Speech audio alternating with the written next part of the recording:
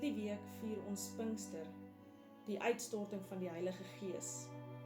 Pinkster is die Griekse woord vir Pentekoste, wat 50ste beteken, wat dan die 50ste dag is na Paasnaweek. Hierdie week gaan ons elke dag in stilte en gebed spandeer, gelei deur skriflesing.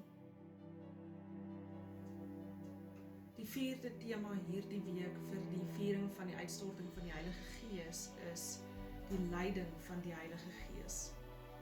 Ons gaan 'n oomblik van stilte tyd neem en dan gaan ons nadink oor die skriflesing en ook die vrae wat gevra word. Die skriflesing vandag is Handelinge 2 vers 17 tot 18. So sal dit in die laaste dae wees, sê God. Ek sal my gees uitstort op alle mense. Julle seuns en julle dogters sal as profete optree. Julle jong mense sal gesigte sien en julle ou mense sal drome droom.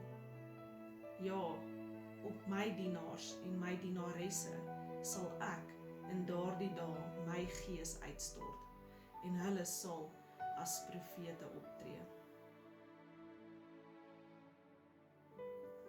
Neem 'n oomblik van stil gebed en vra jouself af, wat beteken die leiding van die Heilige Gees in jou lewe vir jou? Dink na oor die skriflesing en wat dit in jou lewe beteken.